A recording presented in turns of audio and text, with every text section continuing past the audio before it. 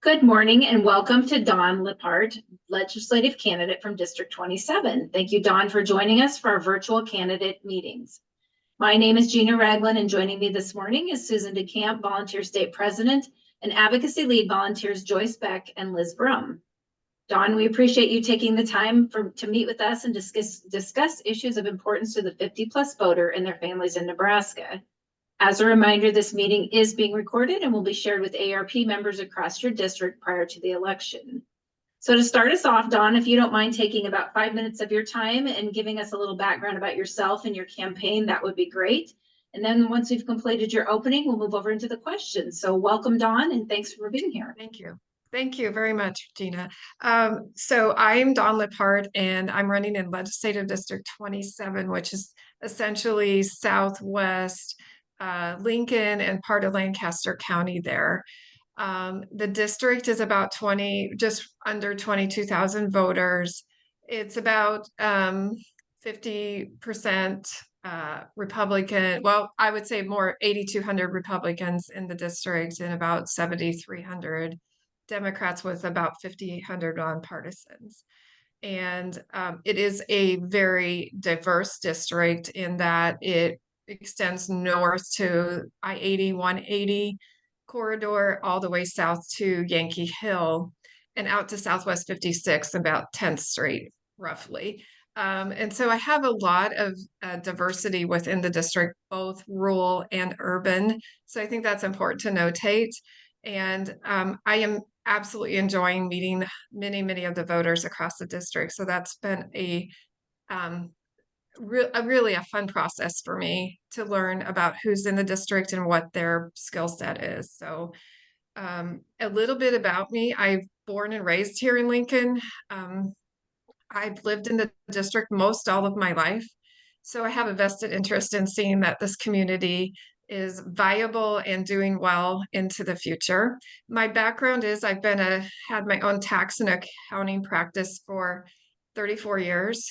And so I have worked with individuals and small business throughout the community.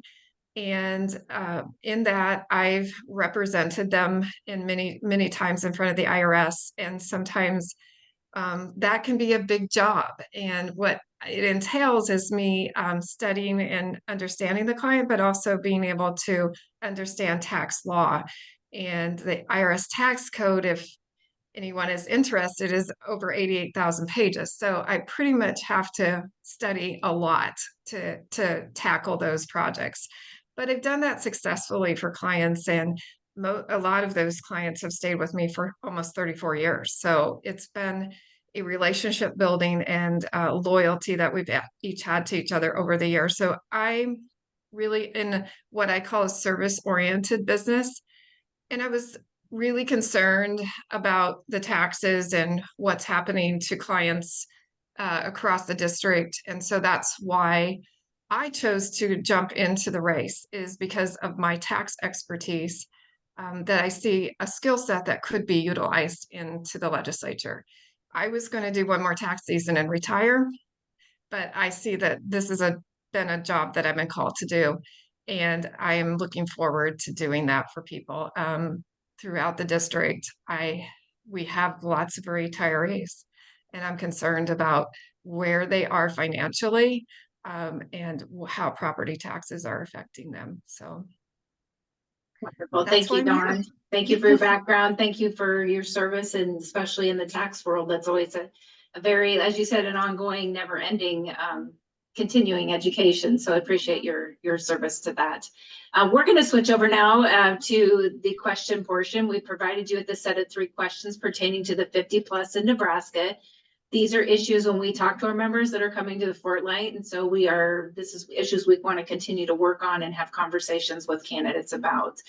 We are looking at a lot about 5 minutes for each of the questions. So our first question is on health, caregiving, and home and community-based care. And Joyce Beck is going to take that. So go ahead, Joyce.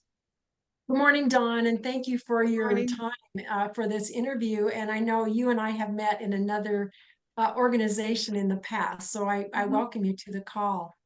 Thank you. 84% of Nebraskans over 45 say staying in their home as they get older is extremely important to them. Home and community-based services, as well as area agency on agings, become important assets to caregivers as they care for loved ones. Home care not only meets the needs of their loved ones, but it also provides relief for an already strained long-term care industry. So, Dawn, I have two questions for you. What would you do to protect and or expand the home and community-based programs, particularly recruitment and retention of sufficient staff and adequate funding for the programs and services that older Nebraskans and their families rely on? And then the second question is, what would you do to support the 179,000 unpaid family caregivers in Nebraska? Okay, well, those are some big questions. And so I have to be quite honest. I'm concerned about the retirees in the district that I've spoken with, and of course, my clients as well. And I also am with you that keeping them in their home, that's where they want to be. So giving them all the support they can to get to stay there is of the utmost importance. How we go about that, that is a conversation and dialogue that I think needs to be had. And as a legislator, I would lean on your organization to help guide me through the best way because you're working the day to day with these individuals. So you're the expert and I am not. So I'm going to lean on you as a team member to help guide me through what is the best way to facilitate that and help promote that as well. Because I do know from experience with my clients, also with family members, their biggest request most often is to be in their home. And so we need to figure out how is it that we provide services there. And I do realize in talking with people across the district who work with GHHS and other organizations, they're understaffed. That's clearly. And so I think we see an aging population. We want to keep them here and provide those avenues of support to be at home and get a better workforce, a larger workforce, not a better, a larger workforce to do that. So I don't know that I've answered your question directly, but I think this is an educational process. I think as a new senator, not having had direct contact with that, to explore that and just look at all the options and say, what is the best path forward? But you would be a team member for that. Thank you, Dawn. I appreciate your answers. Thank you, Dawn, and appreciate your willingness to have that open door policy because I think that is critically important as we make laws moving forward. So appreciate that very much. Our second question, we're going to move over into a different space of consumer fraud, exploitation, and protections. And Liz Brum is going to take that.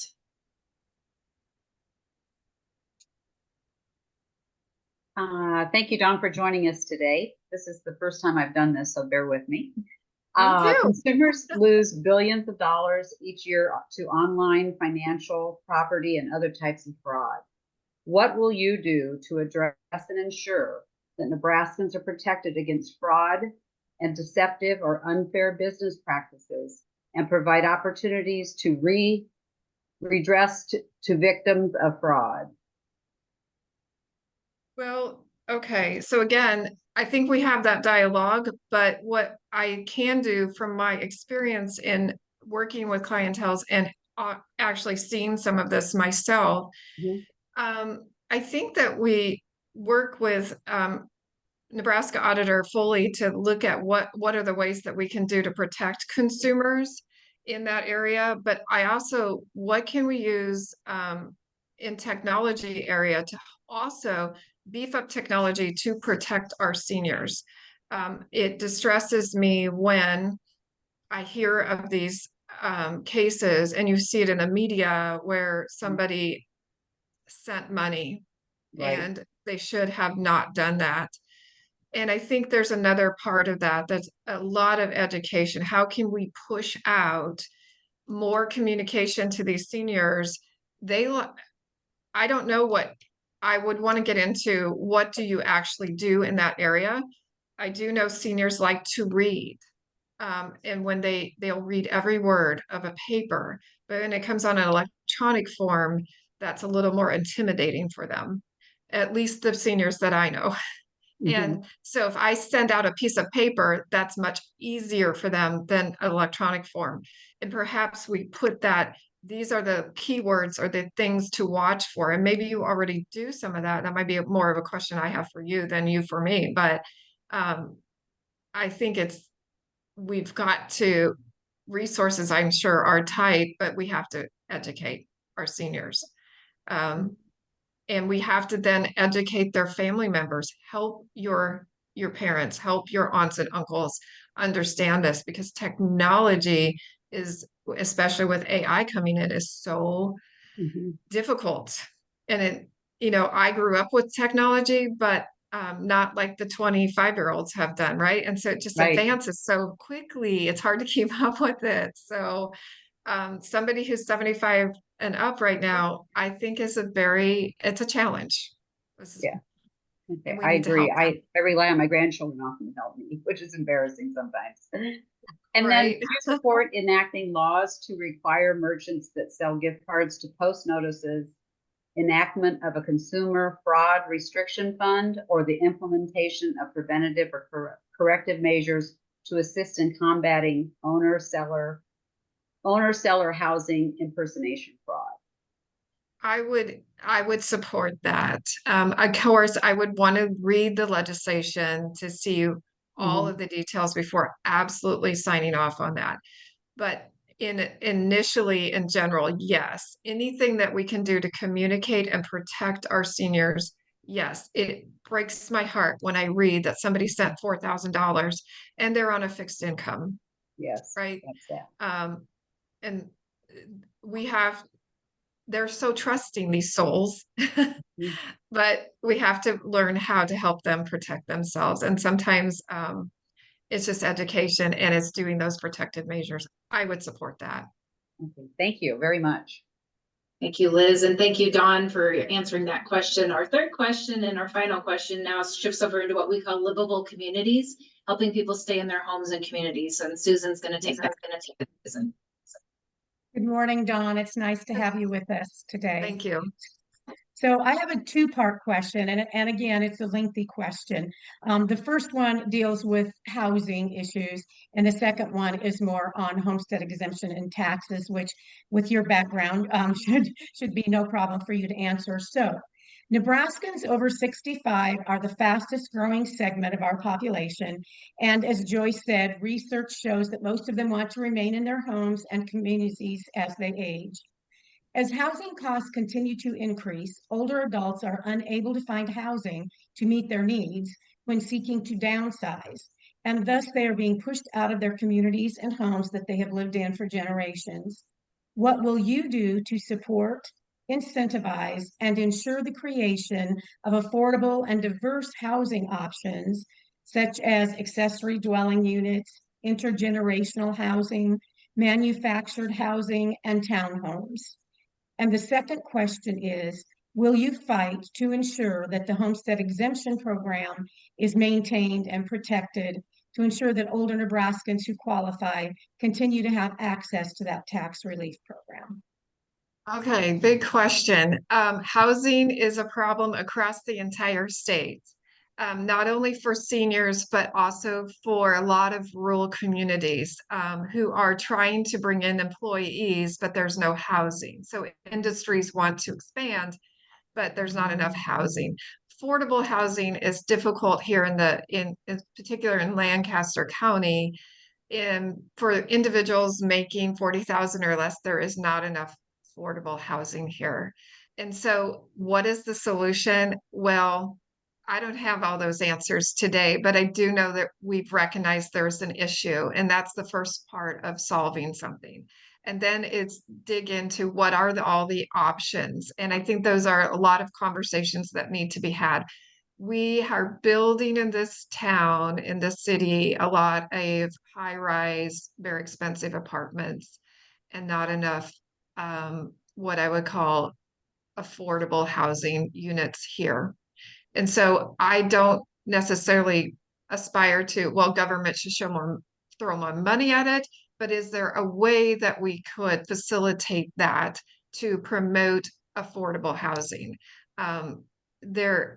It's amazing how many apartments are going up around here, and townhomes, but it just doesn't seem to be enough for our seniors. And so I don't have a solid answer for you on that today. I would have to really study that issue, get some feedback from you and your organization as to what you think are some really good solutions. And then we talk to other groups and we say, okay, this is what could work here. So that's not a solid answer, but it's an honest answer. And I'm going to be honest about everything. As far as the homestead exemption, I'm super concerned, and here's why. First off, as I walk the district, I have some seniors who didn't know they qualified for it. So there needs to be some education, because I do know there's a bank of money out there, and these are folks that are on strictly Social Security.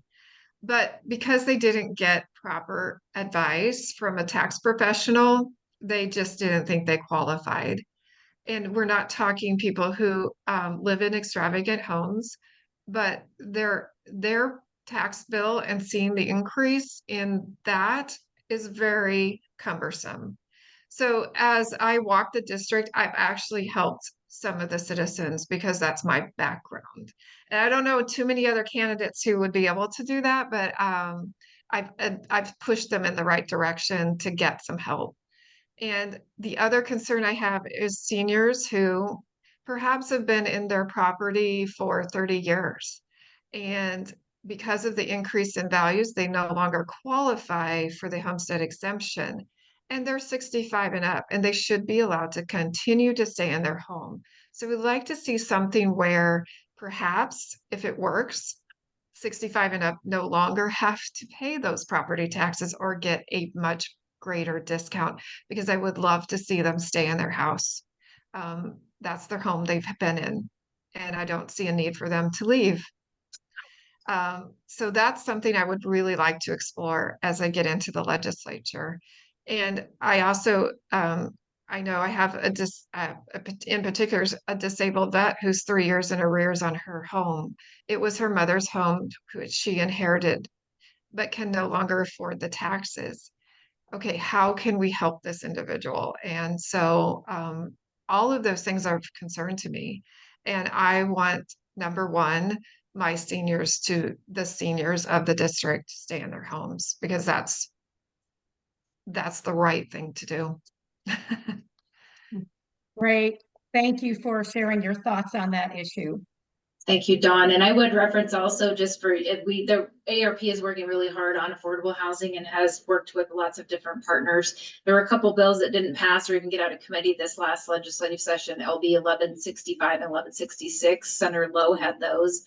And again, those were more bills to figure out ways to allow cities and municipalities to allow for ADUs or accessory dwelling units or some other form of housing to be built on the actual lot that another home is built.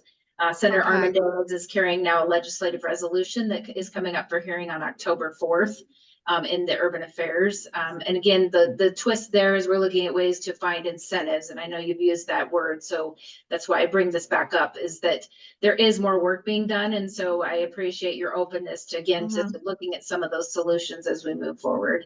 And most importantly, thank you for supporting homestead exemption, because you're right. It's a very critical program, and we appreciate your willingness to support it moving forward. We are now running to the end of our time. So Dawn, I want to give you back a few minutes to talk with us about your priorities for serving in the legislature, to close things out. If you have specific issues that you plan to work on or address, or if there's committees you want to serve on during your time as a state senator. I know you've kind of alluded to a little bit of that in our conversation, but again, in closing things out, I want to give you a couple minutes back for that closure. So go ahead, Liz. Okay. I will try to talk fast. I do have a question before I go into, I do know what committees I would love to serve on. Again, my biggest priority is our taxes, because I feel like when we can lower the tax burden, we give people the freedom, and especially when we're talking about seniors, because what is their number one cost of other than housing? It's healthcare. It's what they're doing, and these people have typically are people who have worked hard all their life, and they deserve to have good retirement. And so if we can help them and facilitate them to have a good retirement years and good health care, I'm absolutely for that. And decreasing taxes helps in that situation. I did have a question on what I wanted to know what your organization's experiencing as far as the 50 plus up. Are you seeing there is a decrease in population in the state at this time, or is it increasing from what your data has shown? Sure, Dawn, and I'm happy to supply more information of what we have in our database, or as well as what UNO does a lot of research specifically on census and that sort of thing. But yes, the 50 and older population continues to escalate, especially our 65 and older that are older generations. But yes, the 50 plus right now is continuing to increase.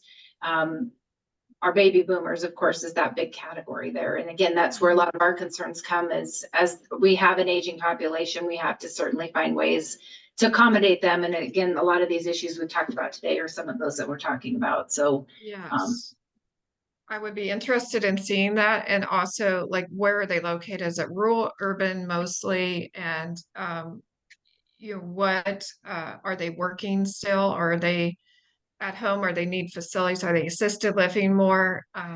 Just really all of that would be of interest to me to see really what is happening with our population here. sure, I'd be happy to provide you whatever I can that I have at my fingertips. I'd be happy to provide that back to you. Okay. My other question would be, is it a concern for your organization as far as broadband services across Nebraska? Because that, I know when talking with the agricultural industry here, that's of concern for them. But I also see that as far as services or emergency services provided. So have you all have an opinion on that? Yes, we do have an opinion, and actually that's been one of the things we've worked on for 10 plus years here in the state and been very instrumental with the broadband office development. Much of the funding that Senator Ricketts at the time, Governor Ricketts put out to fund broadband across the state.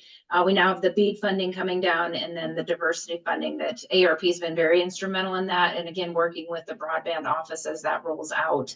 Affordable, accessible internet is very critically important, especially in our rural parts of the state. That's another part of our aging in place concept. People rely on affordable internet and accessible. Our other big thing is, even if it's affordable and accessible, if they don't know how to use it, that's another piece that we think is critically important and have been working in that space. So watching the BEAD funding coming down from the national federal level is something we've been, again, very instrumental in, and ensuring the affordability with the affordable connectivity program. There was some assistance for that now has since gone away, and we do hear from members the concern of still being able to afford that. And I think at the end of the day, the BEAD funding will help us come closer to making sure everyone has that internet access, but it's still, we still have a lot of work to do there. I think the last thing I would say again is that aging in place concept with the internet. Sometimes people just need telehealth services. Sometimes they don't have to leave their homes, or their family member, their caregiver doesn't have to take off work and drive, lots of miles to get to an appointment. The other that we see is the electronic health monitoring. Sometimes that's just the basic piece that people need to stay in their homes that keeps them safe enough that they don't have any relapse or end up in the ER or have to go to a higher level facility. So in a long story, yes, Dawn, our answer is yes. That's a huge issue that we've been working on, and we'll continue to be working on as this moves forward. Okay, so that is one of the things I would like to work on for multiple reasons, for not only our seniors and but also our agriculture and our school systems. Rural school systems especially could highly benefit from that as well. So that would be an area to answer one of your questions. Last thing that's been on my mind, it came up in my district as I talked to some voters, is on and it's more here. I don't know if it transpires across the state, but the concern is Medicare assisted living facilities. There's very few choices here for that. And in there are choices, then they have to self-pay for 2 years. So if you have a senior who is on a fixed income, that's not doable. So they are then left to stay in their home, but maybe that's not the best place for them. And so there's concern there. And so I don't know what your organization does to address those, and if it's just this district or if there are other districts that are experiencing that as well. I'm not sure. I think that's a fair question. It's a national problem. Obviously, Medicare rates pay better than even Medicaid at the state level. I know there's been a lot of discussion about Medicaid reimbursement rates and some of the needs to change, especially assisted living rates, memory care rates. Assisted living only has one rate. And so the different levels of care oftentimes are not being accommodated for in that aspect. So definitely, I think there's a lot of places that we need to work on that. I think from AARP's perspective is we want people to be in the right place. And so if they're not safe at home, then yes, they need to go to another level of care. And yes, the facility that's providing that care should be receiving proper reimbursement. I'll take it a step further, Dawn. The other part of that is proper reimbursement is very important, but we also need to ensure the transparency of where that funding is going. And most importantly for us, is it providing quality of care for the resident. There are not many groups out there that are able to advocate or are advocating for the consumer in the facility. And that's where AARP has stepped in, and we are the voice of the consumer. And so certainly we would always support increase in reimbursement rates, but I think the other part of it is, okay, then show us where that funding is going. What are we doing to apply to help with some of that workforce shortages with increased funding? But then at the end of the day, what's the quality measures and how are we ensuring that that money is being spent towards helping better quality care be given to the resident? So that's definitely an area we work on and be happy to have further conversations on that. Okay. So I think that in a roundabout kind of way answers your question about my priorities, at least as I'm sure as I work further through the district, I'm almost all the way through it as far as talking to having run through the door knocking. But it's interesting what I've been able to pull for resources as far as people that work within the industry or within Department of Health and Human Services that have identified some needs. And that's the key, is I don't have to know everything. You all know it, right? But we have to be able to have those conversations. I have to be able to work with you as a teammate to make that better for our seniors, because we as a society owe that to our seniors, to give them the best of the best because they gave us their best. Appreciate that very much, Dawn. Appreciate your taking the time to visit with us today. We wish you the best with your campaign, but most importantly, thank you again for meeting with AARP today. We really appreciate your time. Take care. I do. Thank you so much. Thank you, Dawn. Nice to meet you all. Okay, you're welcome.